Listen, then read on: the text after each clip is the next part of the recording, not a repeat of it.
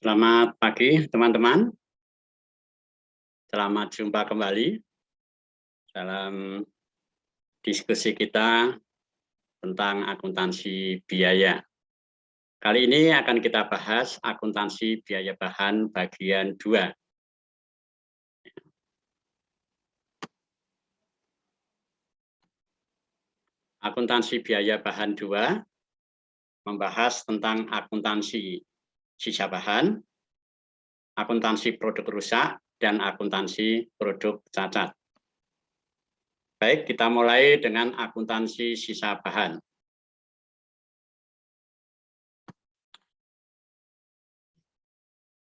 Sisa bahan didefinisikan sebagai bahan yang tersisa atau rusak, baik dalam proses produksi maupun di dalam penyimpanan, sehingga tidak dapat dipakai di dalam proses produksi. Sisa bahan ada yang laku dijual, dan ada pula yang tidak laku dijual. Sisa bahan yang laku dijual biasanya tidak menimbulkan masalah akuntansi. Masalah yang timbul biasanya bagaimana membuang sisa bahan tersebut. Tapi dalam aspek akuntansi, mungkin yang muncul hanyalah biaya yang dikeluarkan untuk membuang sisa bahan. Kalau sisa bahan itu tidak laku dijual. Nah, yang kedua, apabila sisa bahan itu laku dijual. Apabila sisa bahan laku dijual, ini menimbulkan masalah akuntansi, yaitu terkait bagaimana memperlakukan hasil penjualan sisa bahan tersebut. Dalam hal ini, dalam perlakuan hasil penjualan sisa bahan ini ditentukan oleh dua faktor. Yang pertama, besarnya nilai jual sisa bahan, dan yang kedua, penyebab terjadinya sisa bahan. Jadi ada dua hal yang mempengaruhi, yaitu besarnya sisa nilai jual sisa bahan. Itu bisa material, bisa tidak material.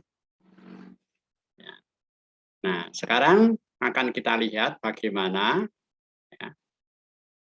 nanti akuntansinya apabila nilai jual sisa bahan itu tidak material, tetapi disebabkan oleh sifat pesanan khusus. Yang kedua, nilai jual sisa bahan tidak material merupakan kejadian yang normal. Beda ya, nomor satu itu karena sifat pesanan khusus, yang kedua karena kejadian yang normal. Jadi nomor satu terkait dengan metode harga pokok pesanan, nomor dua ini bisa terkait pada metode harga pokok proses.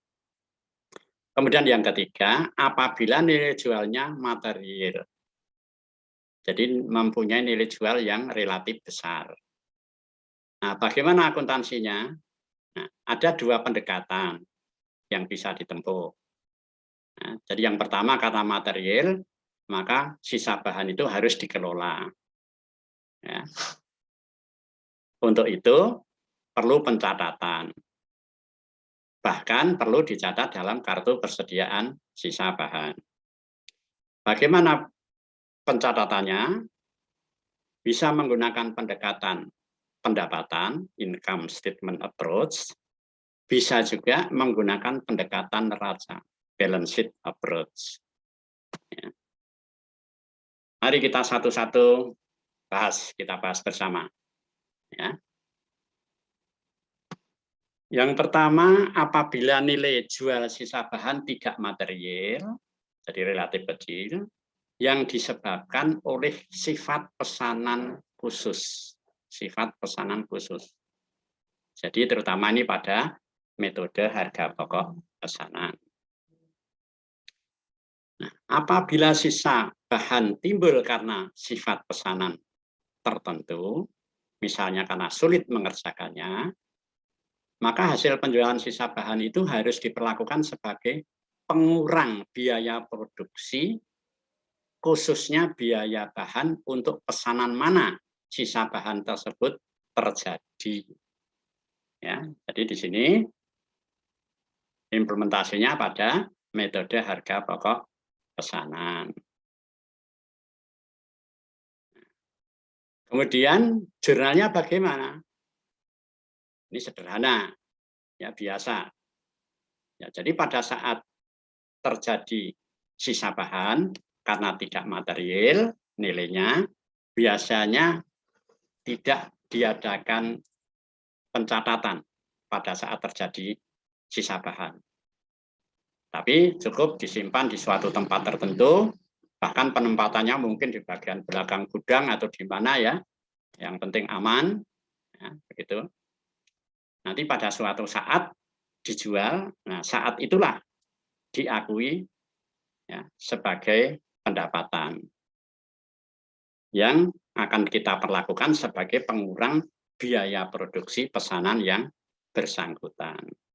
Jadi ketika penjualan itu terjadi, kita catat debitnya kas, kreditnya sebagai pengurang biaya produksi pesanan yang bersangkutan. Karena terkait dengan bahan, maka kita lakukan sebagai pengurang biaya bahan. Jurnalnya seperti ini. Jangan lupa juga dicatat dalam kartu persediaan kolom biaya bahan sebagai pengurang.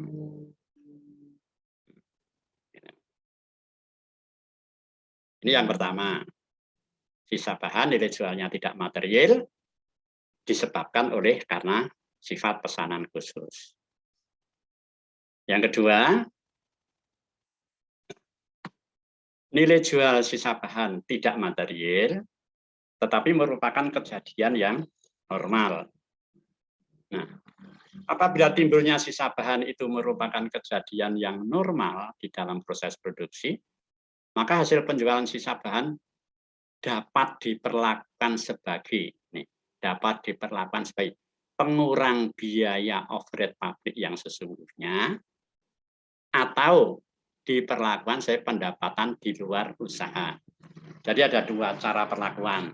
Yang pertama sebagai pengurang BOPS, atau yang kedua diperlakukan sebagai pendapatan lain-lain, pendapatan di luar usaha extraordinary.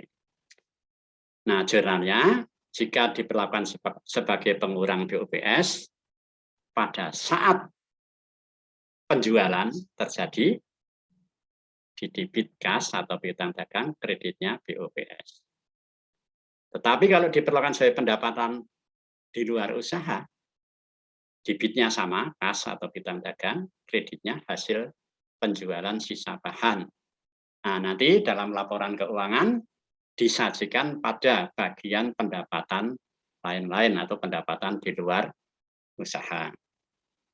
Ya.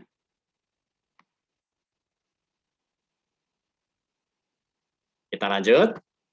Ya, sekarang kalau nilai jual sisa bahan itu bersifat material, jadi relatif besar nilai jualnya. Nah, kalau memang mempunyai nilai jual yang relatif besar material, maka perlu dilakukan pengawasan atau pengendalian terhadap persediaan sisa bahan. Pengawasannya gimana? Ya dilakukan pencatatan. Meskipun belum dijual, ya dicatat. Ya. Bahkan perlu dibuat kartu persediaan sisa bahan. Nah, kalau nilai jualnya relatif tinggi tentu dikelola dengan baik, disimpan di tempat tertentu yang aman. Ya, kalau nilai jualnya relatif kecil biasanya hanya ditaruh di suatu tempat tertentu yang agak di belakang misalnya, di belakang gudang atau di sudut-sudut halaman belakang atau di mana ya. Itu. Tapi karena ini nilai jualnya relatif besar, maka dikelola, dicatat dengan baik. Nah, penghasilan sisa bahan ini diakui pada saat timbulnya sisa bahan itu. Jadi ketika dari bagian produksi ya, diserahkan sisa bahan yang sudah rusak atau tidak terpakai ke gudang, pada saat itu juga dicatat dicatat sebagai persediaan sisa bahan, nilainya ditaksir. Ya, maka nanti dicatat debitnya, rekeningnya persediaan sisa bahan, ya kreditnya pendapatan kalau menggunakan pendekatan income statement approach. Ya. Tapi kalau menggunakan pendekatan lain, ya, maka misalnya balance sheet approach, maka kreditnya pendapatan sisa bahan yang belum direalisasi. Oke. Nah, sekarang kita berikan contoh kasus. Misalnya bagian produksi, ya, menyerahkan 1000 satuan. 1000 satuan, satuannya itu bisa kilogram atau yang lain. Yang satuannya berbeda dengan satuan bahan, ya. Tapi ini sisa bahan, satuannya bisa dibuat berbeda. Ke bagian gudang. Harga jualnya ditaksir Rp100 per satuan. Jadi kalau 1000 satuan berarti Rp100.000. Nilai taksirannya. Nah, kemudian pada periode berjalan, ternyata sisa bahan itu sebagian belum terjual, tapi sebagian terjual. Jadi sebanyak 800 satuan terjual, yang 200 satuan belum terjual. Harga jualnya 120. Berbeda dengan taksirannya 100. Nah, bagaimana pencatatannya? Tadi sudah saya jelaskan. Ya, pencatatannya ada 2 pendekatan. Yang pertama menggunakan pendekatan income statement, pendekatan pendapatan. Yang kedua pendekatan balance sheet approach. Nah, sekarang pakai metode 1 dulu yang menggunakan pendekatan pendapatan. Pada saat terjadinya sisa bahan dan diserahkan ke gudang oleh bagian produksi, belum dijual ini, ya, belum dijual, baru terjadi sisa bahan, diserahkan dari bagian produksi ke gudang, langsung dicatat persediaan sisa bahan di debit. Ya, ini artinya dilakukan pengawasan, dicatat. Nah, kreditnya hasil penjualan sisa bahan 100.000. Ini saya beri tanda bintang, ya, tanda bintang. Ini artinya memang sebenarnya belum dijual, ya, sebenarnya belum dijual, tapi sudah diakui sebagai pendapatan 100.000. Kemudian untuk mencatat hasil penjualan sisa bahan tadi dalam kasusnya disebutkan terjual 800 satuan A120. Padahal ketika ditaksir ada 1000 satuan A100. Dari 1000 ini terjual 800, harga jualnya 120. Kita catat debitnya kas atau piutang dagang, kreditnya persediaan sisa bahan sebesar yang diterima, yang diakui sebagai pendapatan 96.000. Nah, dari pencatatan nomor 1 dan 2 akan menimbulkan pertanyaan. Persediaan sisa bahan ketika itu dicatat debit menggunakan harga satuan 100, ketika dijual di kredit menggunakan harga satuan 120, berbeda. Ya. Oleh karena itu pada akhir periode kita lakukan adjustment atau penyesuaian. Untuk menyesuaikan apa? Pertama, untuk menyesuaikan persediaan. Persediaan itu kan 100.000 terjual 800.000. 80.000. Mestinya kan di sini tinggal 20.000. Tapi sampai jurnal nomor A dan B ini debitnya 100.000, kreditnya 96.000. Jadi 4.000 tuh. Ada Ada perbedaan kan? Itu harus diadakan penyesuaian. Kedua, terkait dengan pendapatan. Nah, pendapatannya diakui 96, di sini sudah diakui pada awal itu 100.000 pendapatannya, diakui 100.000. Ya. Padahal pendapatan yang sesungguhnya 96.000. Maka kita harus melakukan penyesuaian itu. Nah, penyesuaiannya gimana? Kita tunjukkan pada huruf C ini, jurnal untuk mencatat penyesuaian pada akhir periode untuk menyesuaikan saldo rekening yang belum sesuai dengan keadaan yang sebenarnya. Pertama, menyesuaikan hasil penjualan sisa bahan dan pendapatan yang belum direalisasi. Ya. Jadi kita harus mencatat pendapatan yang belum direalisasi pada akhir periode 20.000. Kita debitkan hasil penjualan sisa bahan. Ini kita debitkan. Ya, yang diakui kan, yang sudah terjual kan 80.000, yang belum terjual 20.000, maka ini kita debitkan 20.000. Itu penyesuaian pertama. Nah, setelah penyesuaian ini, hasil penjualan sisa bahan tertulis kreditnya 100.000, tadi didebitkan 20.000, berarti saldonya 80.000. Padahal realisasinya 96.000. Maka kita harus sesuaikan lagi. Jadi hasil penjualan dikreditkan 16.000. Supaya jumlahnya sesuai dengan realisasinya, 96.000. Sedang persediaan sisa bahan, tadi dengan jurnal A dan B, sisanya 4.000. Padahal harusnya 20.000. Maka debitnya persediaan sisa bahan debit 16.000. Jadi penyesuaian 1-2 ini untuk menyesuaikan saldo-saldo rekening persediaan sisa bahan, hasil penjualan sisa bahan, dan juga penyesuaian pendapatan yang belum direalisasi.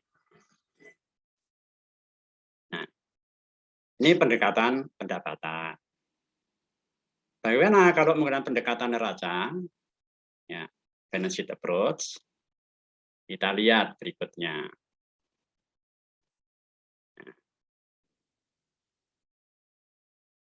Kalau menggunakan pendekatan neraca, maka pada saat penyerahan, debitnya sama, persediaan sisa bahan, tapi kreditnya berbeda. Kreditnya pendapatan yang belum direalisasi. Tadi di sini kreditnya pendapatan hasil penjualan sisa bahan. Tapi di sini belum direalisasi. Jadi belum diakui sebagai pendapatan.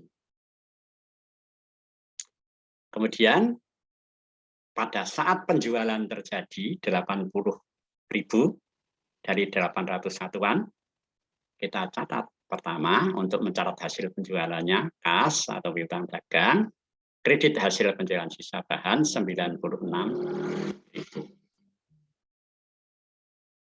Ini untuk mencatat hasil penjualannya dan penerimaan kas atau pengakuan piutang. Kemudian untuk mengakui pendapatannya, kita buat jurnal, ya. Ini pendapatan yang belum direalisasi itu kan awalnya 100.000. Kita sesuaikan. Karena sekarang yang direalisasi itu yang 80, yang 800 satuan, berarti 80.000, makanya harus kita kurangkan di sini. Maka pendapatan belum direalisasi ini kita debitkan yang 800 satuan. Debit pendapatan yang belum direalisasi 80.000. Kreditnya persediaan sisa bahan 80.000. Jadi dulu ketika terjadi sisa bahan itu 100.000, 1.000 satuan. Sekarang sudah dijual, maka dikreditkan 800 satuan 80.000.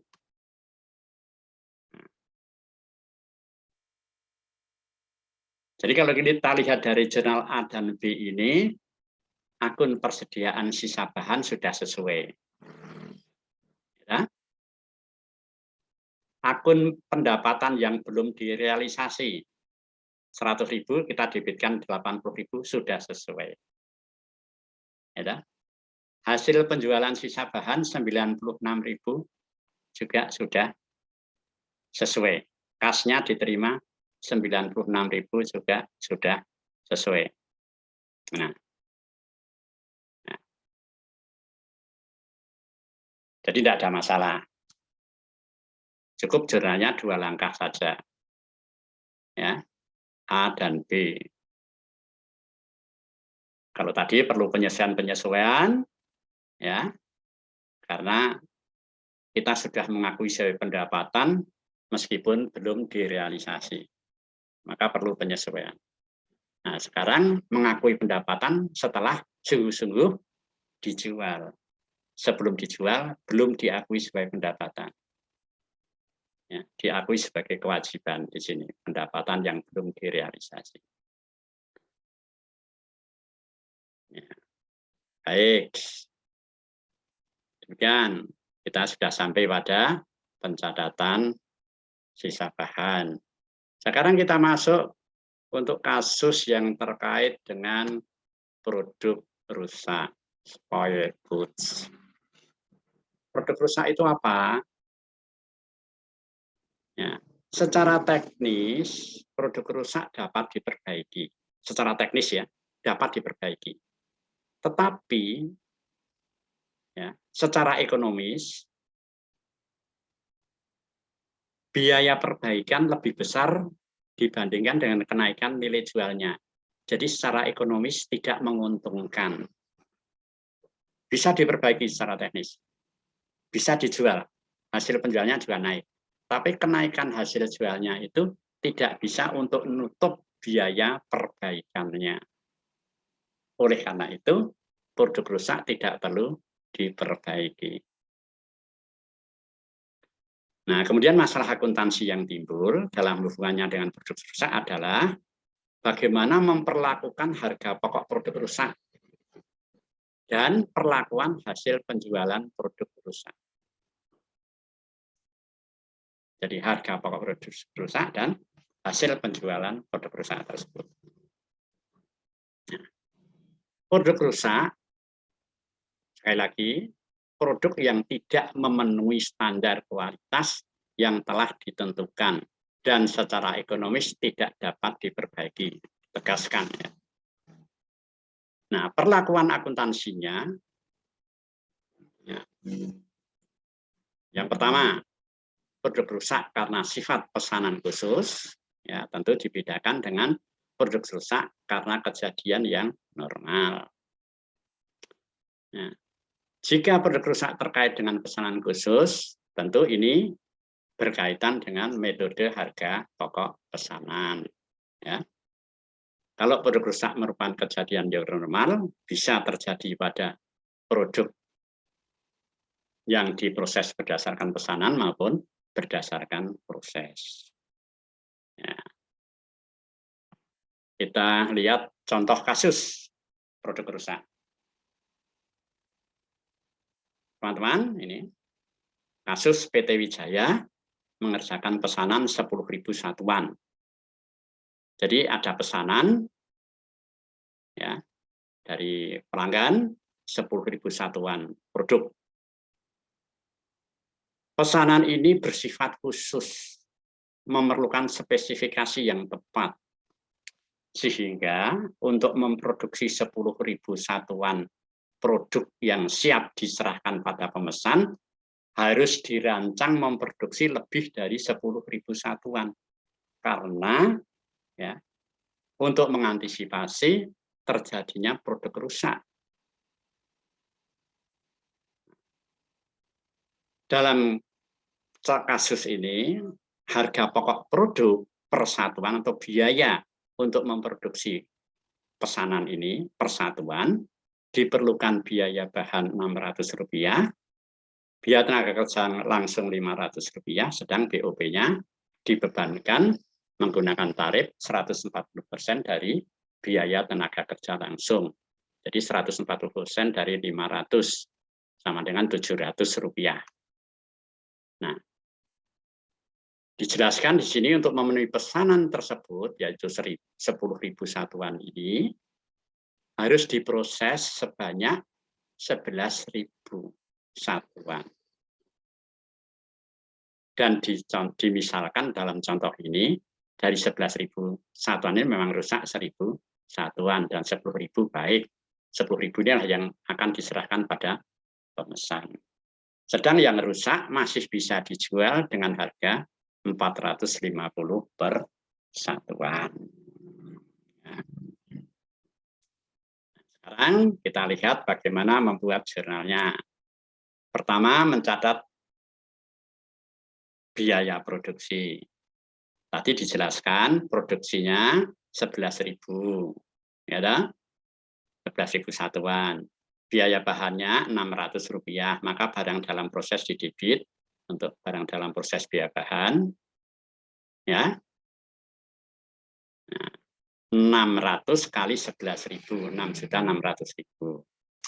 Biaya tenaga kerja langsungnya Rp500 per satuan. Jadi barang dalam proses BTK didebit 11.000 kali 500, 5.500.000. Kemudian debit lagi barang dalam proses BOP, yaitu 140% dari biaya tenaga kerja.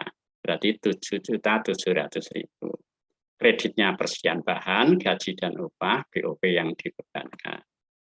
Nah, di sini tidak ada masalah, karena sudah ya berulang-ulang yang ini. Nah, kemudian ketika terjadi produk rusak, ya, jadi terjadi produk rusak, kemudian produk rusak tentu disimpan di gudang sebelum laku dijual. Nah, pada saat terjadi produk rusak ini dicatat dalam akun persediaan produk rusak. Berapa? Sebesar nilai jual yang ditaksir. Tadi harga taksirannya 450 per unit per satuan, sedang jumlah yang rusak 1.000 satuan, jadi 450.000 rupiah. Nah, nilai jual produk rusak ini, karena rusaknya karena sifat pesanan itu, maka hasil penjualannya atau nilai jual yang diperkirakan itu untuk mengurangi atau mengurangkan biaya produksinya. Biaya produksi yang mana? Biaya produksi untuk pesanan yang bersangkutan. Jadi tadi yang pesanan 11.000, biaya produksinya seperti nampak di atas ini, 600, 500, 700. Ini untuk produksi 11.000. Nah, yang 1.000 rusak. Tentu tidak bisa diserahkan kepada pemesan. Tapi dijual laku 450.000 per untuk seluruhnya. 450 per satuan. Jadi 450.000 karena 1.000 satuan yang rusak. Nah, 450.000 ini untuk mengurangi ketiga komponen ini. Karena 450.000 ini juga 3 komponen biaya bahan tenaga kerja BOP. Berapa? Ya sesuai dengan perbandingan biaya ini 600, 500, 700. Jadi perbandingannya 6, 5, 7. Ya, 6, 5, 7. Atau berdasarkan persentase. Persediaan produk rusak itu nilai jualnya 450, biaya produksinya kan 1.000 kali 600 tambah 500 tambah 700 kali 1.800. 1.000 kali 1.800, jadi 1.800.000. Ya, jadi harga pokoknya produk rusak itu 1.800.000, tapi dijualnya 450.000. Jadi hanya laku 25%. Nah, dengan demikian, ya, biaya produksi masing-masing komponen ini dikurangi sebesar 25% dari harga pokok produk rusak. Ya, jadi untuk barang dalam proses biaya bahan, ya 6.600.000 ini dikurangi 1000 kali 600, jadi 600.000 kali 25%. Ketemunya 150.000. Dikreditkan untuk mengurangi. Sedang yang 5.500.000 ini dikurangi 1000 kali 500, berarti 500.000 kali 25%, 125.000. Sedang barang dalam proses POP dikurangi sebesar 1000 kali 700 kali 25%, ketemu 175.000. Nah, dengan demikian nanti akun atau rekening barang dalam proses yang tadinya debit 6.600.000 dikurangi 150.000. Demikian pula untuk barang dalam proses BTK yang semula 5.500.000 kurangi 125.000. Demikian pula untuk barang dalam proses BOP. Dengan demikian, harga pokok produk yang baik, sekarang harga pokok produk yang baik setelah dibebani kerugian produk rusak, yaitu totalnya ini, ya totalnya ini kan 19.800, 19.800, ya dah? Dikurangi 450.000. Jadi 19.350.000. Ini harga pokok produk yang baik, ya, setelah dibebani kerugian produk rusak.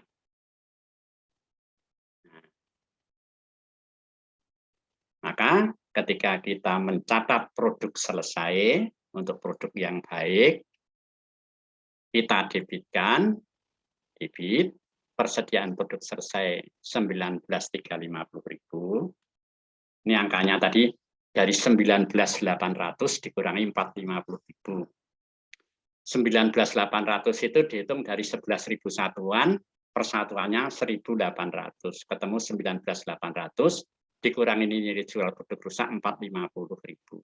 Ketemu ini. Kreditnya seperti yang disebutkan tadi sebelumnya, yaitu ini barang dalam proses debit masing-masing di kreditnya ini. Maka barang dalam proses dikredit tinggal ini 4.450.000, 5.375.000.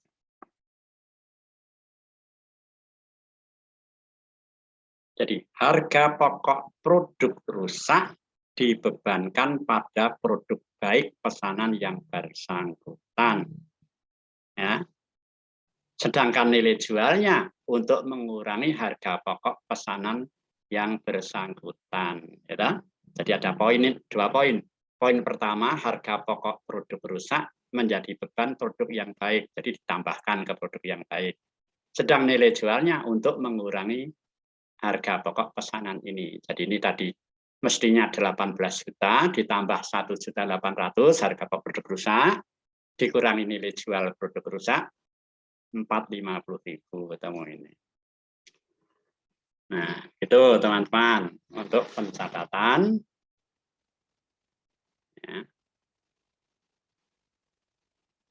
Penyerahan produk rusak, ya, kemudian juga untuk mencatat pengurangan nilai jual produk rusak terhadap harga pokok atau biaya produksi, masing-masing komponen biaya, kemudian mencatat produk selesai, produk yang baik.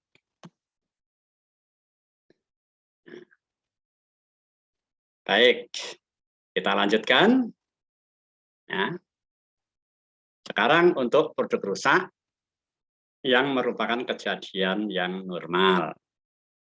Nah, ini biasa terjadi dilakukan pada perusahaan yang menghasilkan produk berdasarkan proses ya produksi massal. Tapi tidak mungkin terjadi juga pada metode pesanan. Bagaimana pencatatannya? Ya. Apabila produk rusak merupakan kejadian yang normal, maka kerugian yang ditimbulkan produk rusak dibebankan pada produk secara keseluruhan. Jadi ini metode proses ya.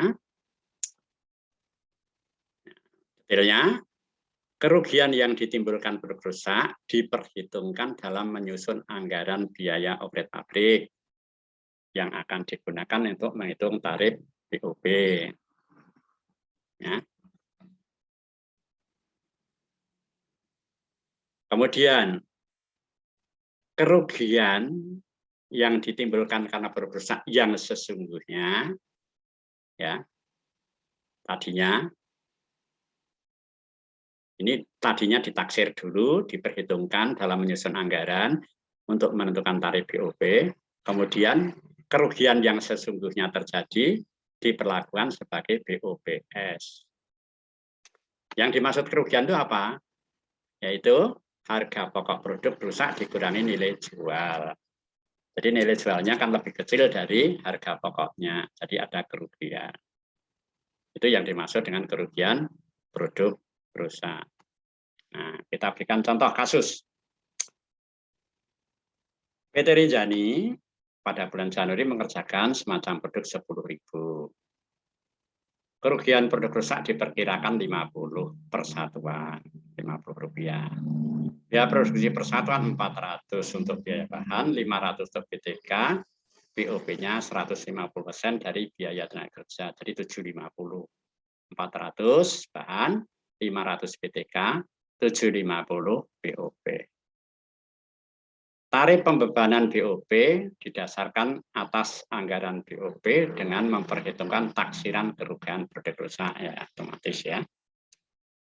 Nah, di informasi pada akhir bulan terdapat produk rusak sebanyak 400 satuan dan mempunyai nilai jual Rp500 per satuan. Ya. Ini Rp500 per satuan. Nah, ya, kita ulangi. 10.000 satuan, ya produksinya, biayanya per satuan 400 tambah 500 tambah BOP yang dibebankan 750. Ya. Jadi 1 juta 1.650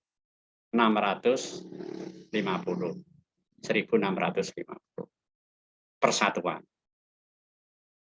Ya. Produk rusak dijual, yang rusak 400 satuan, dari 10.000 ini 400 satuan rusak, per satuannya dijual 500. Padahal harga pokoknya per satuan tadi 1.650 per satuan. Dijual 500 per satuan. Lanjut. Nah, jurnalnya bagaimana? Pertama, untuk mencatat biaya produksi. Ya, barang dalam proses didebit. Kreditnya persediaan bahan, gaji dan upah, dan BOP yang dibebankan.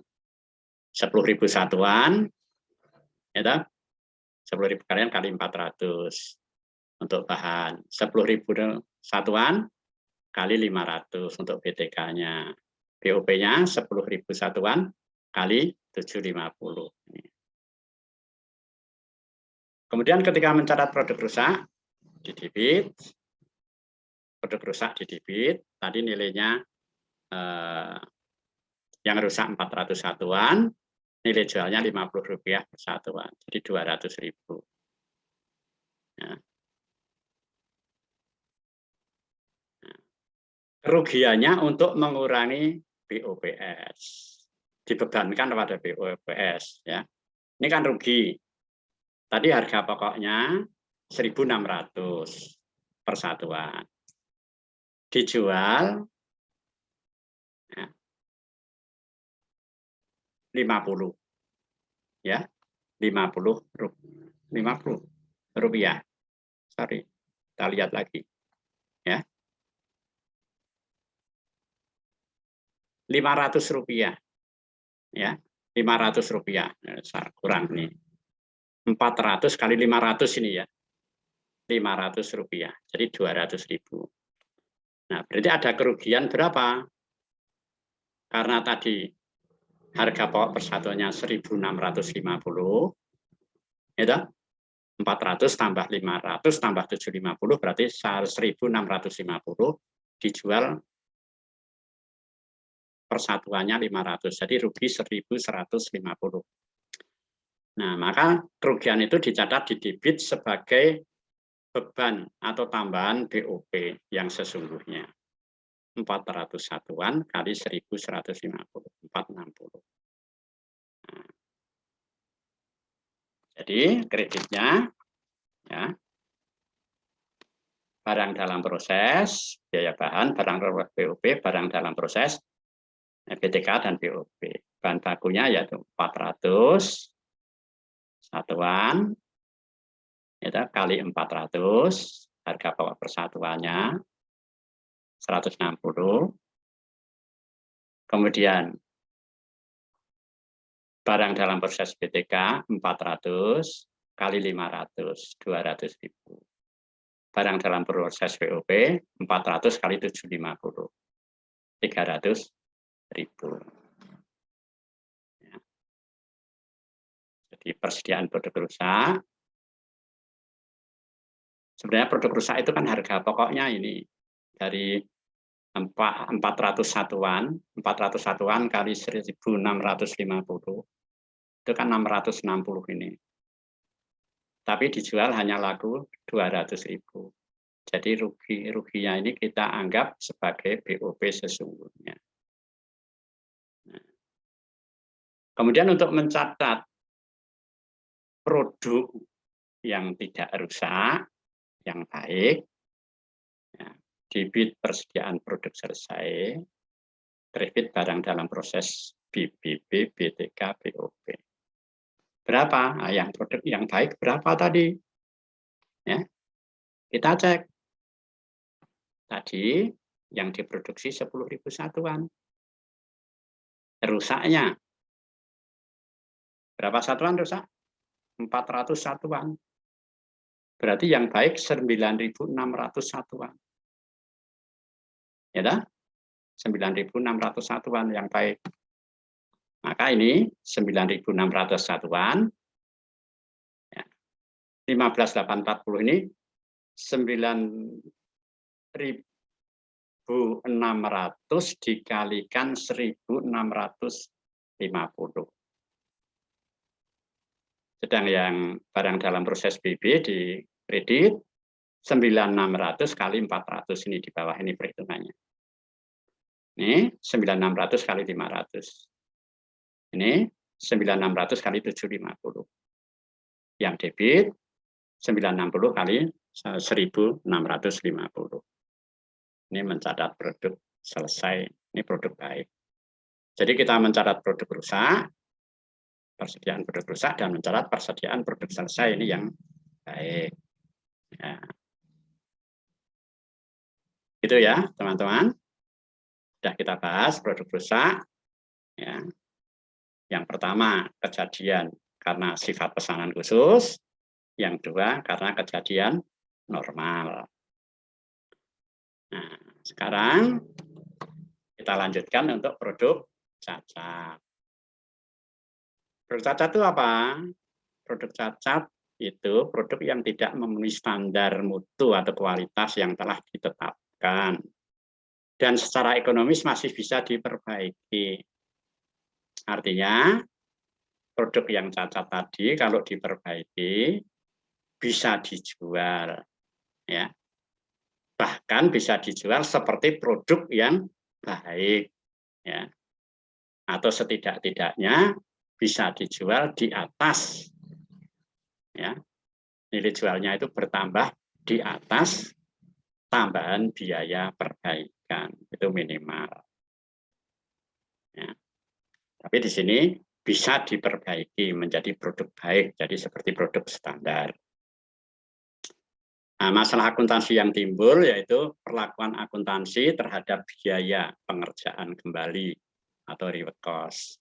Jadi untuk memperbaiki itu perlu biaya pengerjaan kembali. Biasanya produk cacat ini tidak perlu tambahan bahan, tinggal membetulkan. Untuk membetulkan perlu tenaga kerja, perlu fasilitas pabrik, maka ada tambahan biaya tenaga kerja dan ada tambahan biaya operet pabrik. Nah, produk cacat ini juga bisa terjadi pada pesanan yang khusus. Sifat pesanan yang khusus bisa terjadi kejadian yang normal. Pesanan khusus berarti ini metode pesanan. Dikaitkan dengan pesanan yang bersangkutan. Nah, hanya memperlakukan biaya perbaikannya ya. Biaya perbaikan, biaya tenaga kerja, dan BOP. Itu tinggal nambah saja. Nah, kalau pesanan khusus berarti yang ditambah itu biaya tenaga kerja dan BOP pesanan yang bersangkutan yang mengalami produk cacat tadi, bukan pesanan yang lain. Jadi dikaitkan dengan pesanan. Tapi kalau yang kejadian normal ini biasanya untuk perusahaan yang menghasilkan produk secara proses. Nah, untuk produk cacat karena pesanan khusus ya sebenarnya sama ya, barang dalam proses BTK bersama ini kreditnya gaji dan upah dan BOP yang sama. Jadi untuk real cost ini hanya biaya tenaga kerja dan BOP. Tapi jangan lupa ya, tambahan ini juga ditambahkan pada kartu harga pokoknya karena ini sifat pesanan khusus. Ya, jadi pada kartu harga pokok pesanan yang bersangkutan yang ada produk cacatnya tadi yang perlu ditambahi biaya untuk perbaikan tadi, pada kolom BTK ditambah sebesar biaya perbaikan BTK, kolom BOP ditambah tambahan BOP untuk biaya perbaikan ya yang dibebankan. Ya. Kemudian kalau yang kejadiannya yang normal, ya sudah. Ya. Ini lebih sederhana. Jadi ketika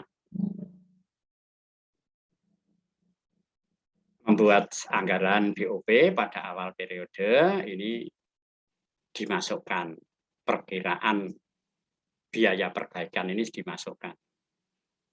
Jadi ketika membuat anggaran BOP, di dalamnya itu ada tambahan anggaran untuk biaya perbaikan. Itu kejadian normal ini ya, beda dengan yang pesanan tadi. Kemudian yang kedua, mencatat biaya pengerjaan kembali untuk produk cacat tersebut, ya, dicatat pada BOP sesungguhnya. Maka pencatatannya nanti ya, di debit, ya, BOP sesungguhnya, kredit, ya, upah atau BOP, ya, berbagai macam rekening yang dikredit, ya, debitnya BOPS, kreditnya biaya pengerjaan kembali bisa, ya, gitu. Begitu teman-teman pembahasan kita untuk biaya bahan bagian kedua khusus membahas mengenai sisa bahan yang mungkin terjadi dalam proses produksi, ya, produk rusak, yaitu produk yang tidak memenuhi standar kualitas yang ditetapkan, tapi secara ekonomis tidak bisa diperbaiki. Kemudian yang ketiga, jika terjadi produk cacat, yaitu produk yang tidak memenuhi standar mutu, kualitas yang ditetapkan, tapi masih bisa diperbaiki secara ekonomis. Ya. Baik. Baik, saudara-saudara, teman-teman semua, ya, semoga pembahasan kali ini bermanfaat bagi kita semua. Sekian dan terima kasih.